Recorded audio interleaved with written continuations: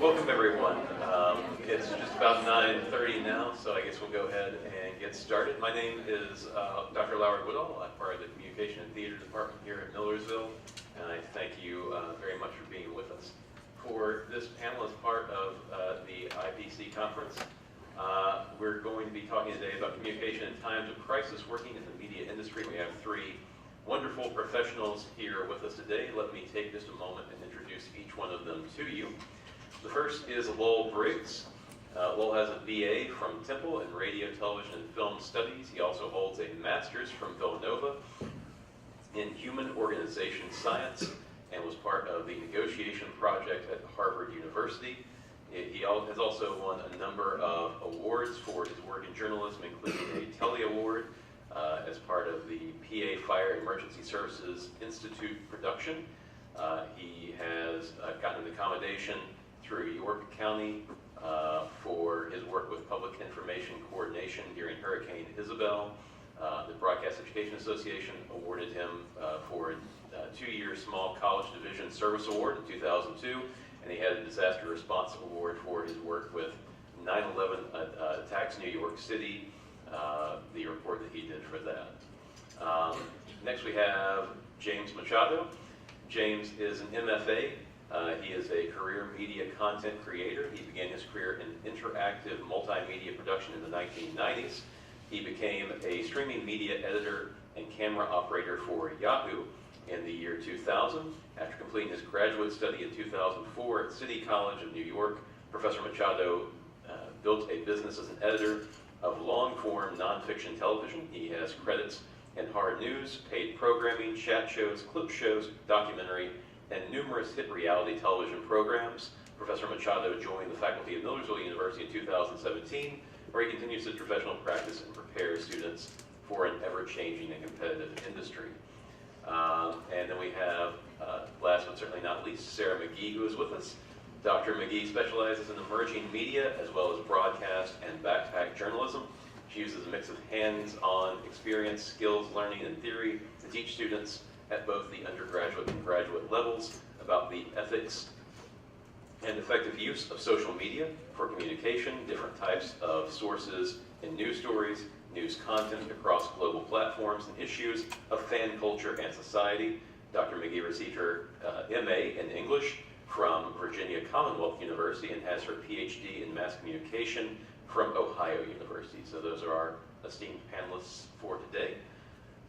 We're going to be doing a kind of round robin for the session today. I'm going to ask some questions to our panelists and then give each of them a chance to answer those. So no prepared presentations today, but more of an opportunity for them to talk to us about their experiences, and then we're going to provide some time close to the end of the presentation. We're going to leave hopefully about 20 minutes or so for some Q&A that will be led by Dr. Stacey Irwin, who is one of my co-creators of this panel. So the first question that we had for our panel today, with the idea of talking about crisis here today, we wanted to ask, could each of you take a moment and talk to us about a time during your careers when you had to address a crisis of some sort, whether it was regional, national, international in scope, and tell us how you went about handling that in your role as a media professional. And as a sidebar to that, what kind of institutional support, if any, did you receive during that crisis when you were dealing with it? So I don't know who would like to go first there, but if one of you would be interested in taking that.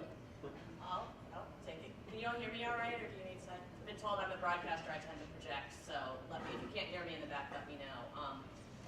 Well, I guess the biggest crisis I have ever been through was 9/11.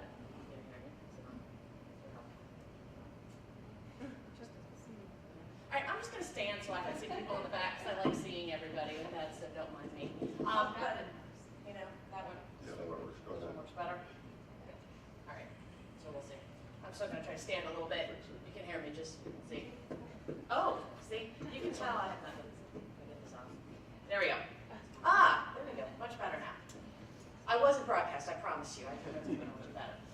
But I was a television news producer, reporter, and anchor, and I worked through 9/11. I was actually in Las Vegas. I was producing at the CBS affiliate when 9/11 happened.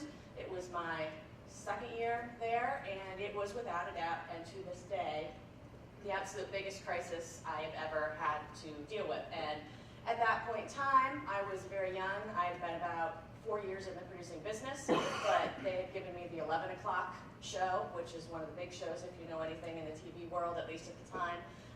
It's sort of the end of the day show where you have to not only recap everything, but cover anything breaking. And as a side note, in Las Vegas, there is things other than the Strip. There is always gangs and violence and shooting and other things, so you're always having breaking news. But 9/11 hit, and the way my station did it was they basically called everybody in, said you're all on call, everybody works, you sleep there, you bring in food, you eat there, but everybody was assigned. It wasn't even shows, because we were on the air 24/7. I worked pretty much 3 weeks straight, did not go home, but what they give me, and why I always say it was a very challenging crisis communication, is I was in charge of the video. I was the person that had to choose what video we were going to show and air from New York City, what was happening. And it was probably, and it was spur of the moment, I had to choose the images, and I saw everything. I got all the raw footage, all the video.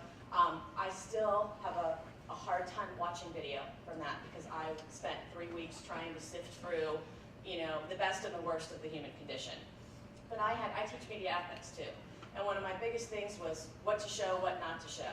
Here was a crisis situation. We had people that knew people. Nobody knew what was going on. They needed to see, or they wanted to see what was happening, even at a horrific nature. So I had to, and this was a video side. Social media was not huge back at the time for what it was of it. So my goal was, I was the way people were getting news and information, they were getting video. And I had to have many conversations with my news director, with other reporters, with anchors, with people we'd sent, about what is too much, what is an image, and how do you show? And in a crisis situation, how do you make that decision when you have live footage you're going and you need video? And I had to choose. And I always say, and I had to find that balance. And I still don't quite know how I did it, except that my balance was, I had to look at what would make a point. What was too much? What was dramatic enough to show the situation going on and help people deal with it? And then on the other side of that, while working with all that video, how do you make it localized and deal with the fact that our weather person had somebody that was on the top floor of one of the buildings that he was on the phone with and did not make it, and was trying to also deal with that situation as well as report on it. So that's just kind of that stands out to me. And the more the idea was, before social media, which I now teach about, before all of that, I was getting news and information from live feeds, different feeds, trying to figure out what to use, how to use it, and ethically and morally, how was I going to deal with this in a way that was helping people deal with this crisis? Because people were, of course, upset and shocked, and they were getting information through what we were doing, the video I was putting out there. So I would say it was probably the most challenging event I've lived through in my career, but it really makes you think. And now, I don't know what would be different. I'm sure it would be much different with social media if, God forbid, something happened again like that today. But that's what I dealt with. Probably the biggest thing I hope I will ever have to deal with, but my crisis from my producing years. Is yours working? I think this one works. Yeah. I just got to get a little closer to the mic. I think maybe as a function of our generation, as opposed to your generation, the stories that you're about to hear are going to be pretty similar. So in 2000, I was working as a streaming media editor and camera operator for Yahoo at their studios in New York on 40th Street and 6th Avenue, as Dr. Woodall had mentioned. Our client base was, I guess maybe preface it by saying this conference is called The Power of Media. Now there's a tendency, and I think Dr. Spicer's going to talk about this a little later in the day, certainly if you go to his panel it's going to be fascinating. There's a tendency to refer to the media as a singular. The media is dishonest, or the media is honest, or the media is doing something. Media is plural, right? So it's the media are. Media does not just mean the news media or the press. It means movies and television and music and all forms of communication that uses technology to reach a distant audience that the content creator can't see. So when I was working for Yahoo in 2000, I was producing bleeding edge technology for streaming media, because prior to that there was no video on the internet. And all of our clients were financial institutions. So my job was to go into the offices of investment banks and shoot presentations about IPO, companies that were going public to be traded on the stock market. And it was the year 2000. It was the height of the dot-com boom. There was a lot of that going on. So much of that going on that my schedule was set to bring me to the offices of CIBC at World Financial Center at 8 o'clock in the morning on September the 11th, 2001. So fortunately for me, my shoot was canceled, or rather rescheduled till 10 in the morning. So I had Yankee tickets on the 10th, so we went to the Yankee game, watched the game get rained out and Joe Torre kicking the water around the field. And the following morning when I woke up, I discovered that a plane had flown into the World Trade Center. A building that I had used as a compass to move me around the city of New York, the city where I grew up, my whole life. I could orient myself based upon these two giant buildings that existed my whole life. And I was advised by my family, my mother and my girlfriend, who's now my wife, not to go to work. And my boss, who I worked for at Yahoo, making content for investment banks, threatened to fire me if I didn't come to work. So I went to work and became trapped in New York City and then had to evacuate over the next 8 hours or so. And I guess my cautionary tale about the media as a plural, as opposed to Sarah's job, which is to inform the public, is that there's a tendency, because of the life and death stories that we tell, whether it's to inform people or to entertain people, there's a tendency to treat everything like it's a crisis. So that when it becomes an actual crisis, we are either desensitized to it, or we're so thirsty for that crisis that we just lose it. To the point where I had a decision to make as a young 24, 25-year-old camera operator working in the media, and was basically bullied into coming to work for a company that was not in the news business, who decided they wanted to play journalists on a very busy news day. And so, from an institutional support perspective, I would point out that the institutional support that I received was that it was agreed that I would be allowed to take unemployment if I decided not to come to work anymore. So I did. So in terms of institutional support, we got none. And this is at a major multinational corporation who was playing journalists during 9/11. I guess as people who want to go out into the world and make content and create media, it's important to know who you are and know what you're doing and be able to place value on yourself. Because in my business, I don't have bosses, I have customers, right? I'm a freelance entrepreneur, and I grew up since then, and I'm not putting myself at risk for anything that I don't believe in. And so for some people, that may be something different. For people who are embedded war correspondents and they want to go in country and they want to be in a conflict zone, I get it. My experience was very different. Anyway, that's my story. You left out the part of the story about where your boss was when you arrived at the office. He left. After threatening to fire. Correct. Yeah. Questions at the end, Dr. Spice. What's that? Questions at the end, Dr. Sorry, Spice. apologies. He decided it was too dangerous to stay at work. So he left. Well, James, thank you for sticking to your guns, sticking to what you believe in, because in too many instances,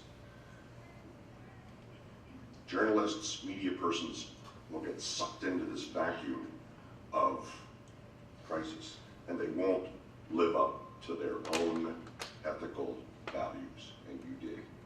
And to hear that As James was talking about people leaving the scene, my area of expertise now, as I get older, is that I run to the scene. And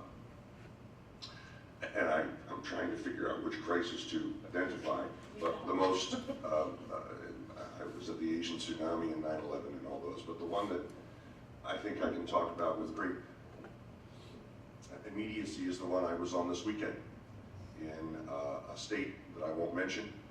I was deployed Thursday to go to that state to help a school district with a case of a 15-year phys ed teacher who had been discovered to have been molesting kindergarten and first and second graders for 15 years.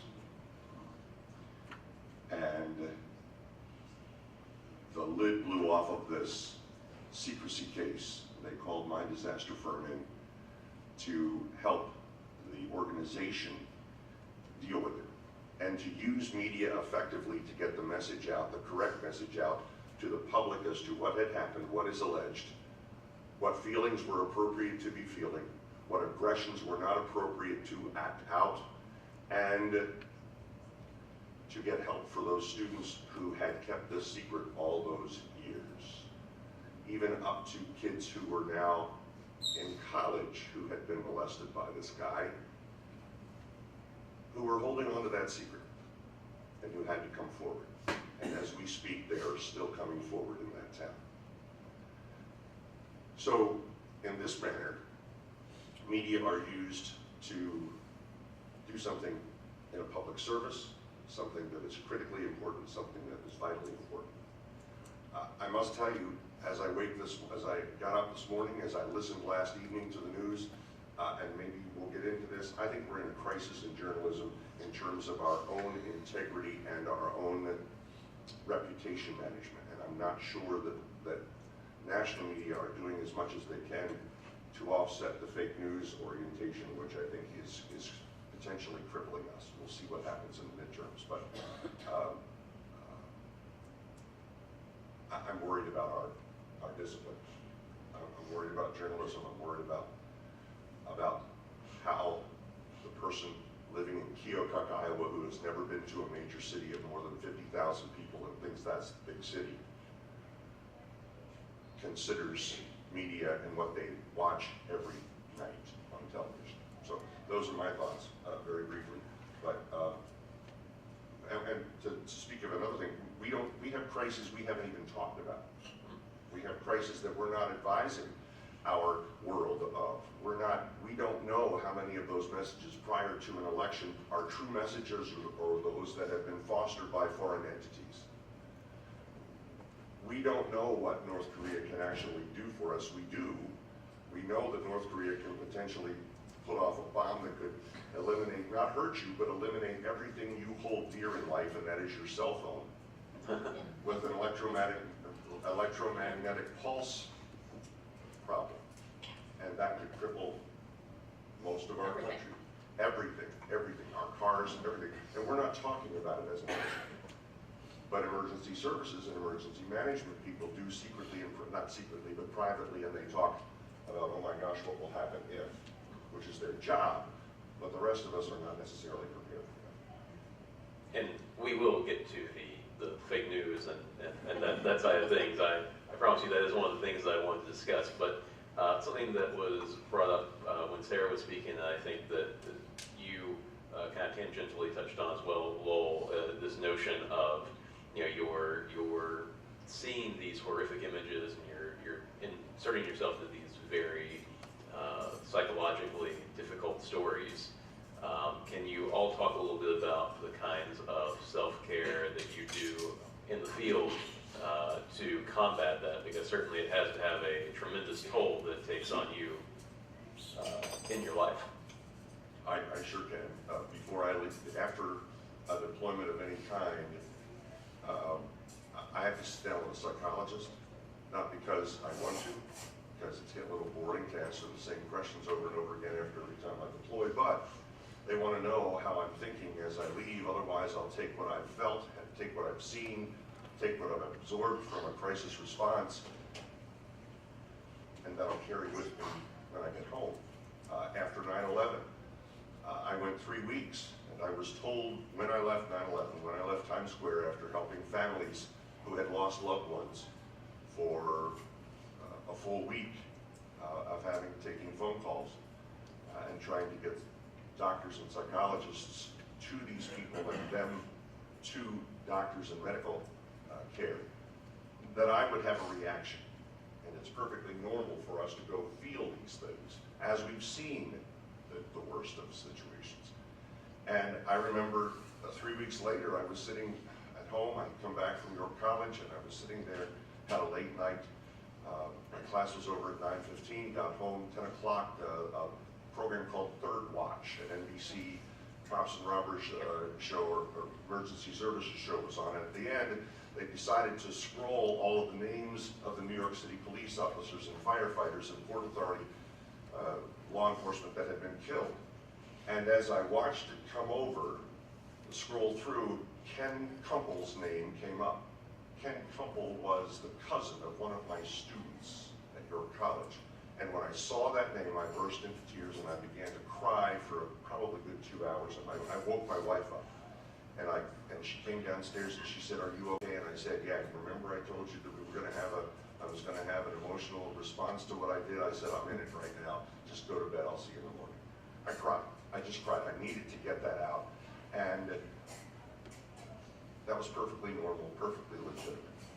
But one of the things we all need to realize is that we're human, and that when we see things that make us feel frightened or fearful or emotionally upset, it's a natural response to that which we're dealing with. So yeah, there are times when you do feel it, you do take it home, but you have capability to handle it.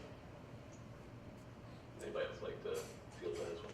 I'll just say, I wish I'd had that kind of support after 9/11, because my biggest issue with, again, watching all this video, I would go home at night, and after the first week of almost numbness, one night when I finally got to go home, I just sat there and stared at my TV, and I literally cried for 2 hours straight. While I was working, it was almost like during those 2 or 3 weeks, I had to turn off my emotions. I could not afford, because you had to do it. And that's something that, I don't know if that's been good or bad, but it's followed me ever since, that I'm a person that tends to push down emotion. If I'm in a crisis, if I'm dealing with something, nowadays, if it's with students or with academic, when I was in the field, I go back to that fact that my first instinct is to just turn off emotion, get it done, get something out there, and then deal with myself later. That has not been a good thing for me. I have stress levels, and as I discovered, thanks to my doctor 6 months ago, high blood pressure. So I've realized, and it's come to take me some time to realize, but now I will tell my students, and what I have to do is you have to find a way when you're dealing. And nowadays, and unfortunately, I think for the future, you're going to see much more of these situations. I can't watch news right now. I get so frustrated at times with everything that I have to go, okay, I study fan culture, just to let everybody know. My way of relieving stress is going and watching pretty much 3 hours of the CW programs, because I'm a huge CW fan. But I have to sit there and not think, and that's how I sort of get back to, I can't think about what's happening around me. I'm going to go watch Stephen Amell on Arrow, and I'll be happy, and that will be my way. But I've realized over time, as I've learned, I have to take time for myself. I will also, I have visited psychologists. I have gone, not because I had to, but just because it's been helpful at times to find somebody to talk to. And I think as journalists, I talk to a lot of them. Many of them are now going, not even being required, but just saying they need to talk to people, or they're talking, or they're trying to find ways to get out how they're feeling about what's happening around them. And in the media, and especially as journalists nowadays are either revered or reviled, or there's really no in between. And even teaching it, I need to find ways to either distance from it, or at least have a neutral party that I can just talk about things with, or I will get into situations where either I become sort of that automaton where I turn it off and I'm just like, robotic, or I'm totally over emotional and not able to deal with things. So I'm still struggling to figure out how to deal with that, even having been out of a newsroom for 15 years. But watching the news today, watching my students that I am sending out there, and watching them have to cover things, we covered the Baltimore unrest, riot, whatever you want to call it, and I was at my university, and my students had to cover that several years ago, and I watched a lot of students need to get counseling, need to work, that were in my media classes because of just the emotion. So understand it, like Bill said, understand that if you're doing this, no matter what aspect you're in, whether you're a journalist or dealing with a crisis situation, a PR firm, something like that, know that you have to take care of yourself, and whatever that means for you. For me, it was escaping for a while, or having somebody that was not my friend, my family, my colleague, that I could just talk to about this. So self-care is very important, and whatever that means to you, don't be afraid to admit that you're human. Exactly. And be able to know that if you need to have somebody help you deal with something, do it. James, do you want to? I guess I would just point out, I mean, for me personally, the idea of self-care as a thing, because we're talking about, specifically talking about 9/11, this is whatever, 17 years ago, I had none, right? There was no regard, there was no external body or external force that was going to convince me that I should take care of myself, right? So the aftermath of this event followed me from this job to the point where I couldn't function, right? Our business dried up, our clients were destroyed, the market, the stock market shut down for 6 weeks. There was no work to do. I didn't trust anybody. I didn't trust anybody I worked for. We had total communication breakdown. I think we want to talk a little bit about the power, when we talk about the power of media and the idea of like an EMP knocking out cell phones. I lived it, right? We had no terrestrial over-the-air transmission when the towers went down. Yep. Zero. We had no cell phone service. There was no video on the internet, no social media, no citizen journalists, there was no such thing. I did not know that the second tower had collapsed until I saw it. After I watched the first one go down. And then until I had gotten to the George Washington Bridge and walked 8 miles, and finally looked downtown and saw that the building was gone, that was the first time I knew. Because we had no information. And you would shudder if you heard the things that I heard on that day about what was happening to us because of a lack of information. So if you extrapolate that out 20 years later into the ubiquity of the cell phone and the citizen journalist, if we were in a crisis situation and that switch were to flip and it were just to shut off, it would be really, well, I don't know if it would be worse, it would be just as bad. Because we're so dependent on the tech. Yeah, because we're so dependent on the tech. I mean, I think that's something, an interesting facet to all of this is being so dependent in the media world today on technology to the point that what do we do if it gets knocked out and you can't get information? You can't text your mom, there's a shooter, I'm under a desk, which unfortunately is probably going to happen more and more. But I really think that so much of the reliance on technology is really impacting, the idea of what a crisis is and how you deal with it. If you are suddenly, because I talk to my students and they think it's totally foreign that their cell phone they'll always be there and they'll always be able to connect, through Wi-Fi or through different things. But I do think that's also creates some risk that if it goes down, a lot of our population, not just my students, wouldn't know what to do, and I worry if that would throw us even into more of a panic because we had that and suddenly it's taken away, whereas then we didn't even have it, so we didn't even know what we were missing. But I think it's an interesting intersection between the reliance on the technology and also not just for life, the digital lifestyle of using the technology, but also our reliance on technology in order to convey information. Yeah. Like the misinformation that we are Yes. dealing with, misinformation through fake news, or as we call fake news, misinformation or obfuscation by intention. Yeah. The need for brevity, the need to be first to tell a story, first to hit a lead.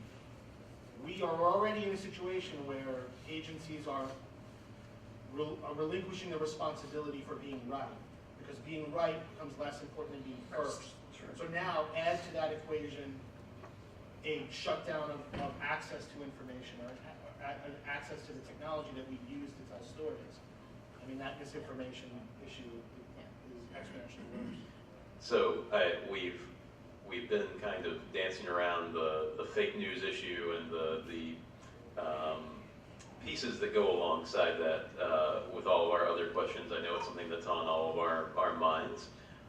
So I think probably it's best to just address how can media professionals continue to operate effectively in our culture when that culture seems to actually be hostile to their existence at our highest levels of government.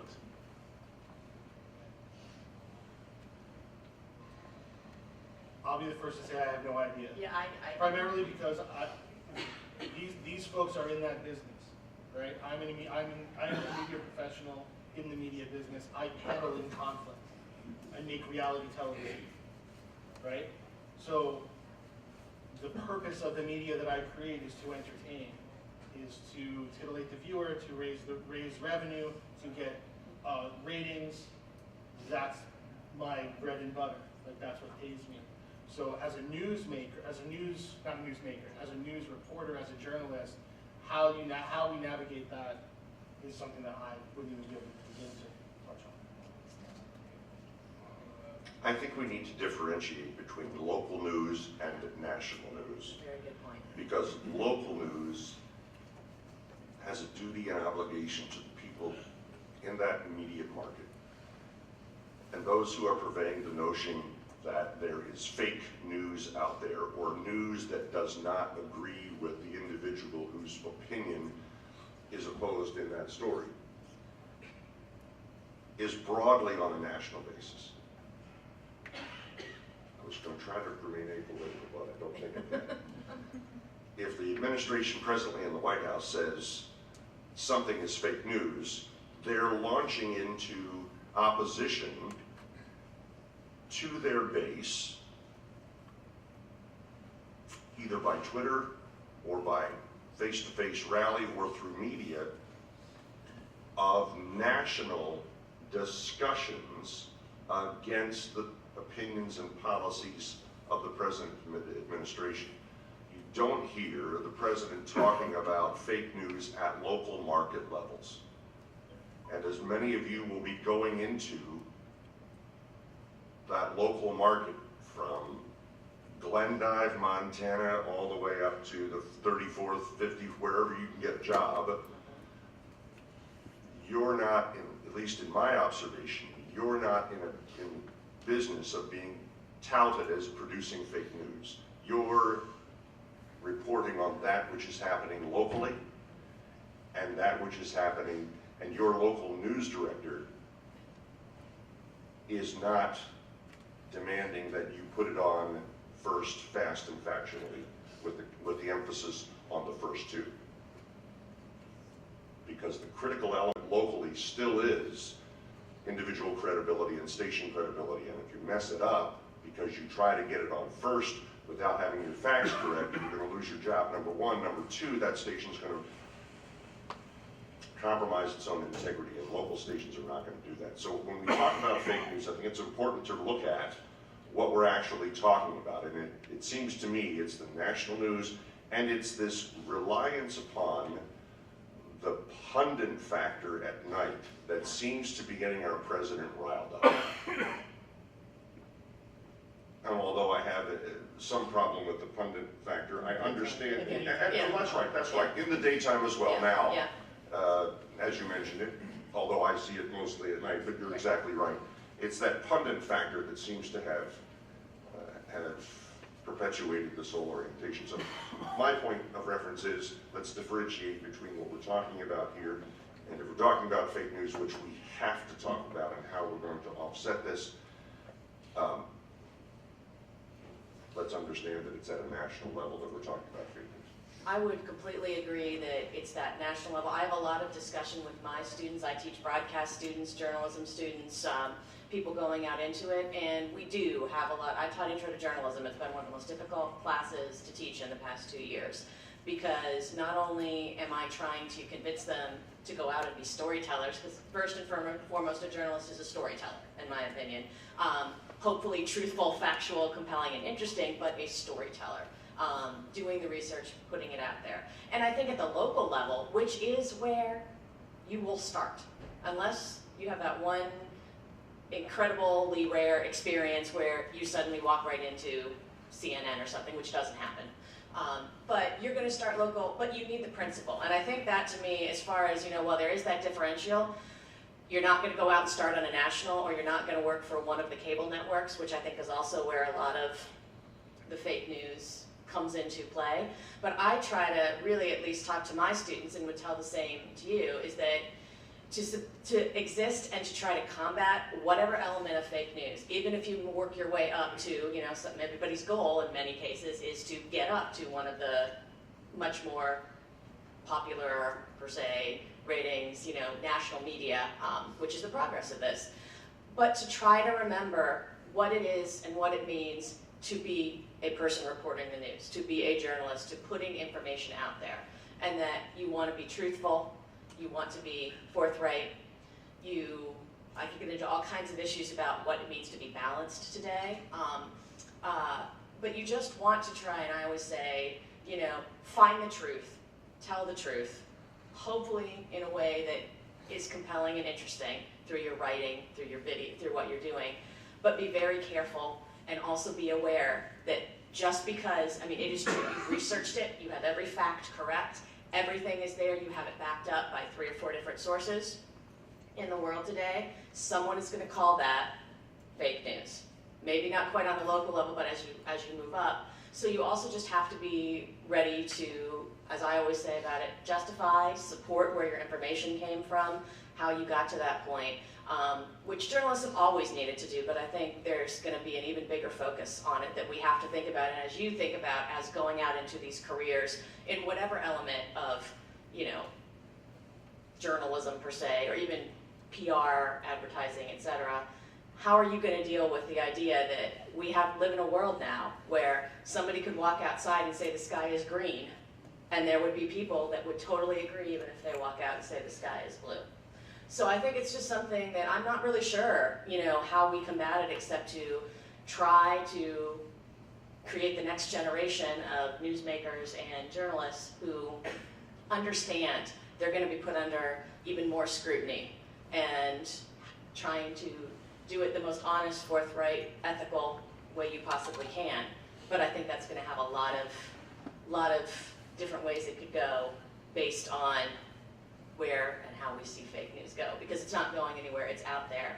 And I think it's that separation, like Lowell was mentioning, and defining it is how we have to think about it. Because in local news, yeah, you're not going to see it to the same level. And I speak coming from Baltimore, with our Baltimore news stations. It's a totally different perspective and style than watching CNN or Fox or something. And as for the types and how they tell stories. So. I actually want to ask a question to Go ahead. one of my colleagues who are up here. So when we're talking about it in terms of as a journalist or as a storyteller, what advice could you give to maybe the folks who are in attendance and to me as a consumer of media, as somebody who wants to be media literate, what strategies can we deploy to figure out what's accurate and what's not? I know what I do. I see a news story and I try to cross-reference it to multiple locations, right? So if I see, my crazy Uncle Joe posts something on Facebook, I follow that link and I read it and I'm like, nah. And then I'll go online and I'll find the Atlantic, or I'll find the Financial Times, or I'll go to the BBC, or I'll go to Reuters or Associated Press. Other than just as storytellers, what advice do you give to us as consumers of media? I would say do exactly what I tell people is check it with different sources. I am the same way. If something comes out, I have a crazy uncle too, my crazy Uncle Bill, who insists aliens are taking over the planet and firmly believes it. But wherever you want to go with that. But he always sends these articles and has tons of people on his feeds that are full. Yeah, I see that. I check it through 3 different times. I go and I find. Usually I try, to find maybe the Times or the Post, the BBC, one of the major. And of course, I check CNN, I check Fox, I check MSNBC. And what I tell everybody to do is I look just to see how they're reporting it. Even if you cannot stand either Fox or CNN, you have your preference, whatever, check both different places. Even if I say, at least you see how other people are reporting it, but also it's like the cross-checking, and I can't remember what the term is, when you're talking about having it checked by 3 people, it's a Checks and research balances. term. Thank you. The triangulation, which I always lived by in my career, because I was not allowed to do anything unless we had 3 different sources that confirmed it. And at the time, that was sources that you're calling them, different things. So that's what I would say, is just do your background research. We know for a lot of people, you're not watching local news, you're not watching that, you're getting it on your phone, you're getting it from sites that you go to, you're not necessarily checking all these different sites. So that's what I tell my students and would tell you, and to try to figure that out is check different sources and see who's reporting it. Is there, 3 people are reporting it this way and 2 others are not. And so I would say that's what I tell you to do, as I tell my students to do. What's really interesting about what Sarah said is she didn't necessarily say what we should do as media consumers. She said what they view as journalists. And as soon as everybody has one of these in their hand, you are You're a a content journalist. creator. Yeah? You have technology in your hand to record and tell stories, disseminate that information. The rise of the citizen journalist means that Yeah. if you're going to make media, you're going to consume media, you have the responsibility to do what they have to do, Yeah. which is cross-check your sources to make sure that what you're saying is true, that what you're promulgating through the internet is true and accurate. It's really, really, it's a lot of work. More work, you all have more work to do than any generation before, Yeah. because you have an enormous amount of power in your pocket. Yeah. But you also have a great mind. You also have a great mind that is able to differentiate between and distinguish among multiple sources of information. When Khashoggi went into that consulate in Turkey and didn't come out, and his fiancée said, "Where's my future husband?" And the rest of the world said, "Why is this an issue?" Because he didn't come out, he's no longer there. And then the intelligence folks said, "He's probably dead." Well, how did you know? Well, because we heard the commotion inside. And the Saudi Arabian government said, "We don't know anything about it." Of course they did. So the orientation is, as you hear something, stop and don't listen to anybody else, but think to yourself, what's wrong with this story? Be as skeptical as you can, not only as future journalists, but as the consumer of media, to determine in your own mind what makes sense. Could this be true? Is there more I need to know about it? And where am I going to find the additional information about that? And we've got to remember that in a crisis, most of the information that is released in the first 48 hours Yeah. is probably not going to hold up as valid or true as we're seeing in the Khashoggi case, as we're seeing in a whole lot of other cases. So we've got to be mindful that we have to have a healthy skepticism of what we see and hear and believe on an individual basis. And do exactly what my colleagues here have identified. Check and check and check and read and read and read other sources that are not your friend's opinion of what Yes. is going on. That's the big thing, is, and I say challenge yourself as consumers, whether you're journalists or just average media users. Challenge yourself to look at different perspectives, not just because I think it gives you a better perspective on everything, but it also helps you figure out what is true, what is happening. But you have to think outside the box and think like, you have all your bookmark sites that you go to get your information on, but maybe find or explore that site that might not have the exact same viewpoints that you do, or be something you're totally against. Not that it's going to change your thoughts or feelings, but it gives you a different perspective, which also, I think, helps you to think about what's happening and what's not. We have an interesting situation in our family. I have a 32-year-old daughter who went to American University and studied international studies. And she's now working for the National Institute of Health and has to be mindful of diseases all across the world and how the politics of Washington are playing out in fighting those diseases. And she's always complaining about how much less money there is to fight the diseases that could potentially kill many of us. And she's very conscious, maybe because her dad was watching news every night. I grew up where my parents watch news every night and forced us children Yep. to watch news every night and explain to us what their opinions were, but then not to take their opinions for gospel. And so I've tried to raise my daughter that way. I have a younger daughter who has Down syndrome who, interestingly, she said, I'm voting for Trump. My older daughter took her to her bedroom and we didn't see them for an hour, and she came back and said, I'm not voting for Trump now.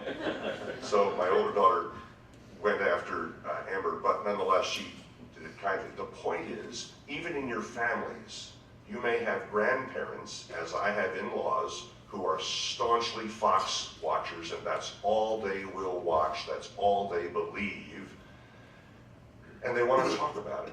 But when they talk about it with the rest of the family says, well, is that true? Well, of course it's true, it came from Fox. So my in-laws are narrowly focused on one channel. They have it on all day long. But the rest of the family recognizes that that's their comfort level.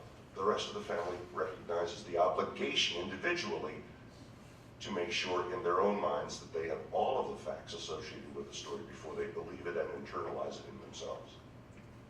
Well, let me just say to your Uncle Bill, I would like to believe, I want to believe, but we've got, Yeah. that, I realize now the X-Files is way too old to reference right now. I knew where you were going. Oh, with no, I it, knew you and I were on the same page, but Some of us got it. I am reminded once again of my age right now. Nevertheless, there are about 20 minutes left in the scheduled time, and I want to leave time for the Q&A for our panelists as well, so I'll turn things over to Dr. Irwin and make time for that.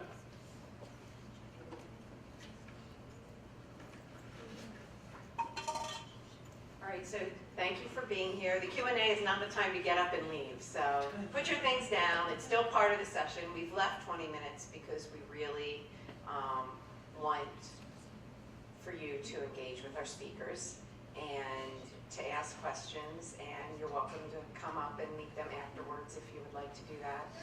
So I think I did already see a question down here. Did you have your hand raised? Yeah, can you?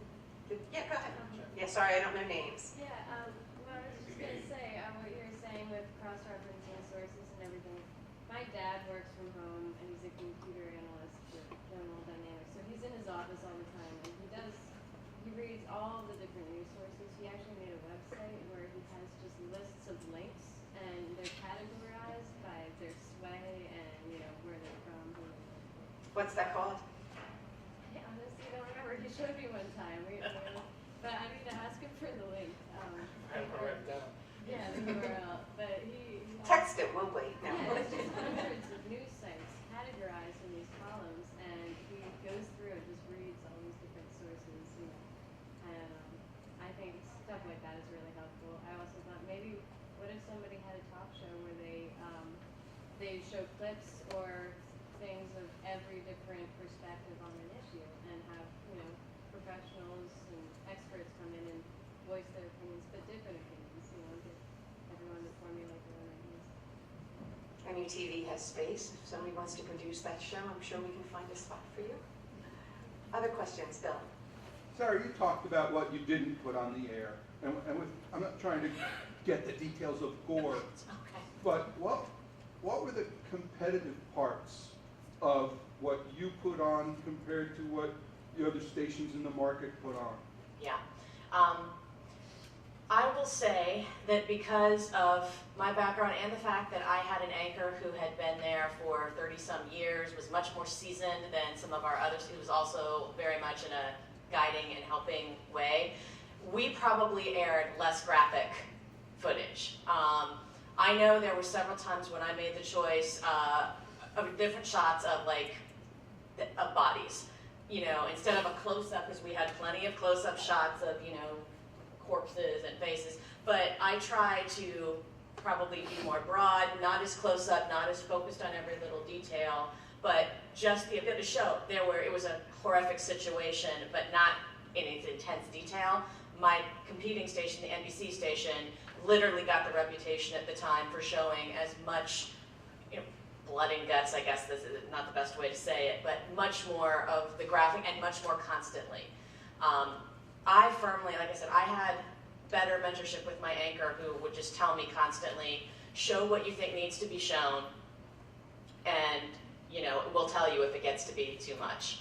So I think, again, us, and that was a lot of it was how I felt about things, and emotionally, with some also probably more seasoned people to think about it. But we still had to choose. It was not a lot of pretty video, because none of it was pretty.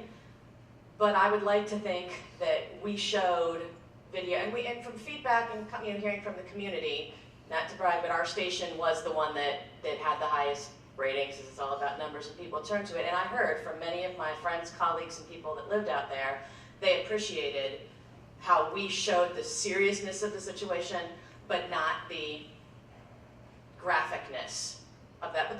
But where that line falls is different to other people. So. Well, did you work during Bud Dwyer? Oh, I was the first one to see at Channel 8 the video that came down from the Harrisburg Bureau of Bud Dwyer taking himself out in January. the full. The full thing. I did. Bud These guys Dwyer probably was, have no clue. Bud I Dwyer was was going the to say state, probably. Bud Dwyer was the state treasurer who had been convicted the week before of embezzlement of kickback of $300,000 in a computer scheme of a California computer company.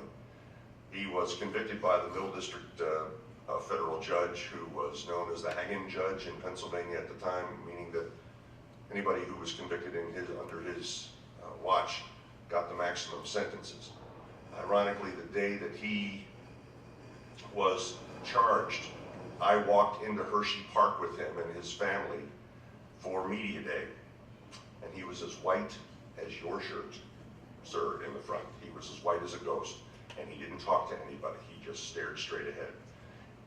And I've often wondered, was he thinking that he would take himself out during a news conference in the finance building in January on a day when there was 11 inches of snow on the ground and all the kids were home?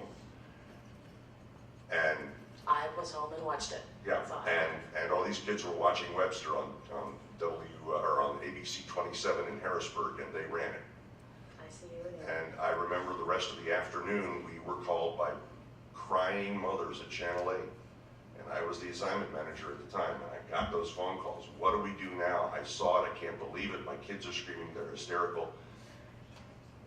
And for the first time in my career at that point, we had to bring psychologists on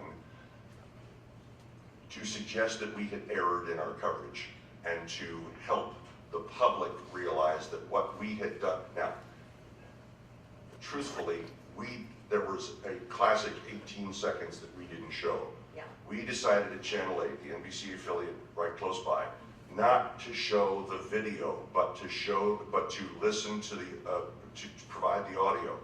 That in and of itself was a mistake, because people believed that they saw it, but they only heard it. But that was enough of a shock. And for days, we were still getting calls of kids who couldn't go to school and moms and dads who were freaked out by the fact of what they saw, human life passing in front of themselves. And all of the reporters, except for one that I'm aware of who went there that day, are no longer in the business. And may I say, although you've heard war stories from us up here, the business that you are studying to go into is still the very laudable, positive business to pursue. Yes. You should not, based on what we've said, change your majors or reorient yourselves. Because remember, when you go into your business in the local markets, you are serving your local public, your local neighbors, and you are providing them with the goodness, the value, the information that they need every day to move on with their lives, positive or negative. And your people who are in that business at the local level have the level of integrity that you will need to follow and that you will become immersed in, and you will find that powerful and pleasurable to be that person with integrity at the local level. So while you're hearing from us, there are some sad things that come to this business that you may see. The world is not a wonderful place in all respects, but it's still something that you should pursue with a passion, with the realization that you are serving the public and serving people help to get through their daily lives. You are doing good. You are doing good in many different ways, and ways that are still being defined. But I will say that as, do not, again, yes, news is not always great, but those moments, and I will tell you, I have had them from working at local stations. I don't know if anybody knows Erie, Pennsylvania is where I grew up, way up in the corner, and that was where my first job was. And some of the best moments of my life, even during tragic, horrific experiences, the Pizza Bomber on Netflix, documentary, those moments that you have when I was able to help somebody in our community, or have a story that showed we got some education funding, or the teacher of the year, or somebody who did something good. Those moments are the moments that make it worthwhile, and that communities need. We need news. We need good news. But that's something to realize there are many, many good moments, because you are providing a service that is needed, and especially to your local communities. So be excited about that. Do you think on a national level, news is like broadly more negative than it is positive? And is there ways that like we as consumers can try to force the issue to make it more positive rather than negative? I think a lot of news is about the problems that we need to vote on and make decisions about. So I guess by its very nature, it can seem, just my thoughts, negative, but it's how you maybe take it and use it in your life that can make it a positive thing, because you are armed with the facts, hopefully, that help you make decisions in your community. I don't know if you have any other thoughts on that.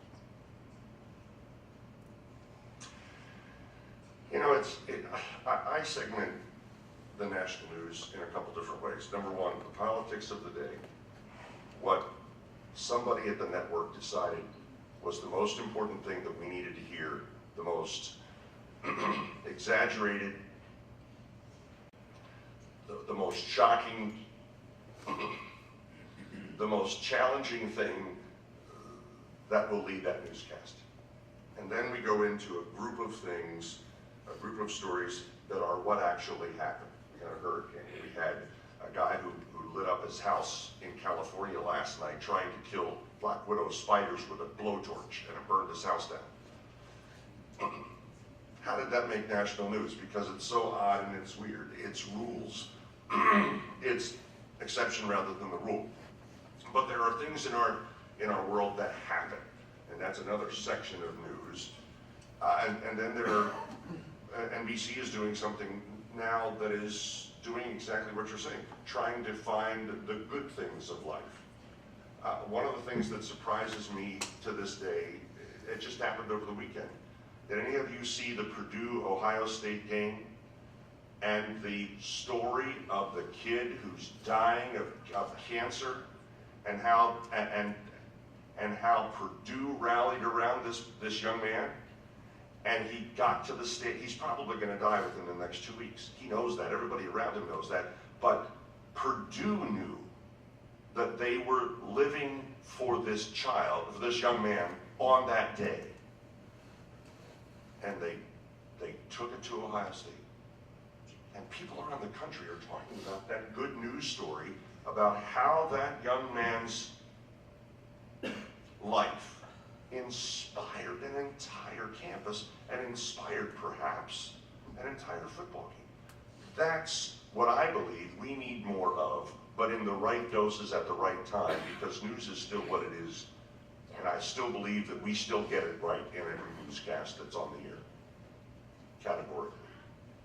Yeah, I'll also note, if anyone, I know you probably don't, but one of my favorite things of the week is the CBS Evening News. Every Friday, the very last story is by a fantastic reporter, Steve Hartman, who just goes on and finds stories.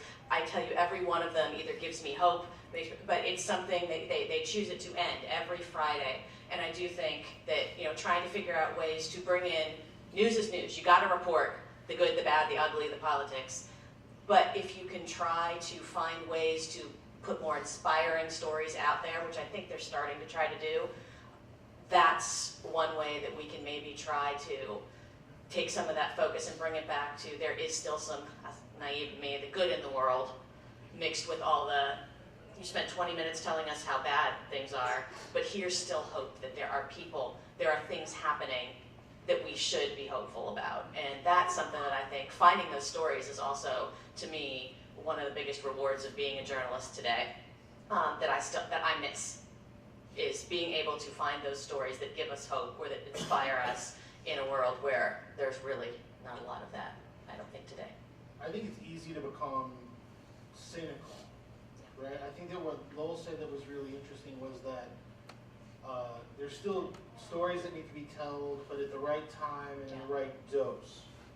And I think that one of the features of, we're in an age of this 24-hour news cycle, right?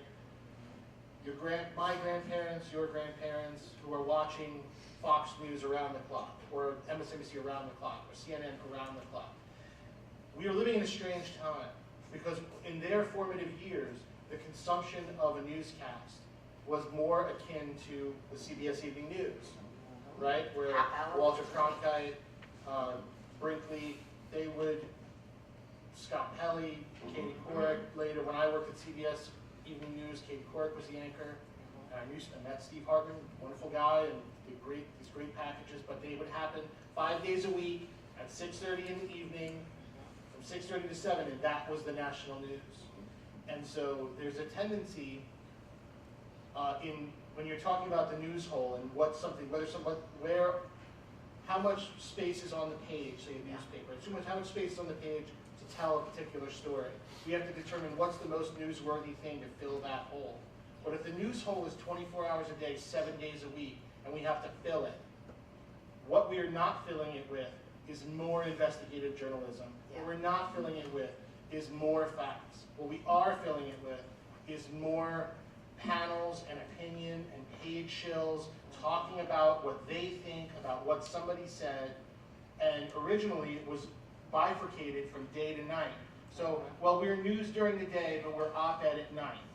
But if it walks like a duck and it talks like a duck, it's a duck. Right? So when you turn on MSNBC at 10 o'clock in the morning, it is as polarized as it is at 9 o'clock at night.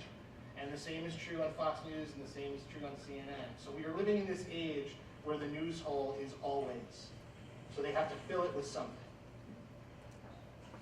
I think that I'm hopeful that as we sort of move from a push model where we just watch what's ever on the screen at a given time, you actually go after what you want to know. You find the information that you want, and you click that link and you pull it to yourself.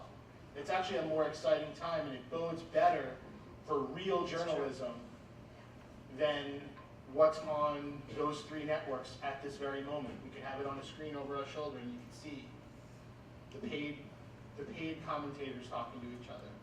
So in some sense, I'm optimistic.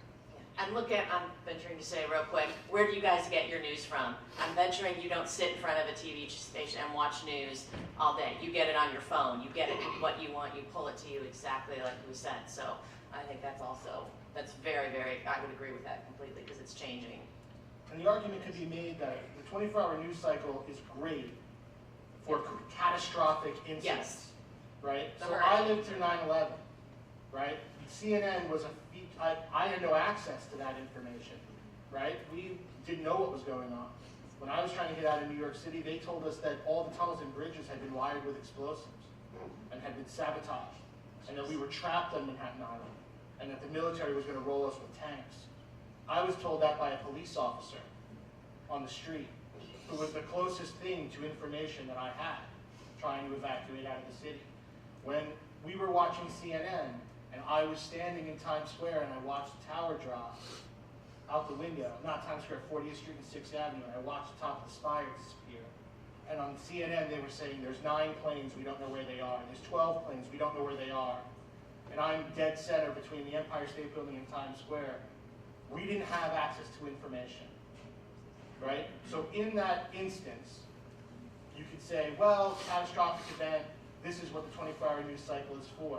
But wouldn't the network, wouldn't CBS, ABC, and NBC break in and provide that coverage anyway? Would it provide any worse coverage than CNN was? No, I don't think so. It's just as unlikely that that information was factually correct in the first 6 hours of the event while it was unfolding. So instead, everybody was reporting constantly with false information. So maybe it's better to have a targeted, dosed source for news, and then if a catastrophe crisis happens, then we break in, as opposed to cultivating an existing 24-hour news cycle that just continues to churn out content in the event that maybe something catastrophic might happen.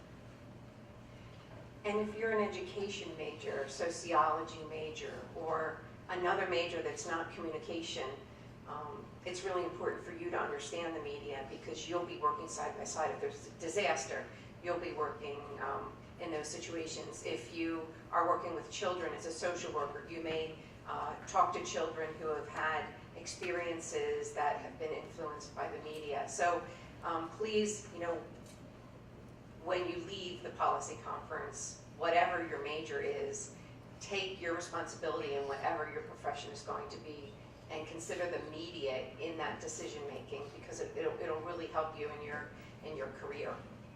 And I just have one other thing to say. Our next session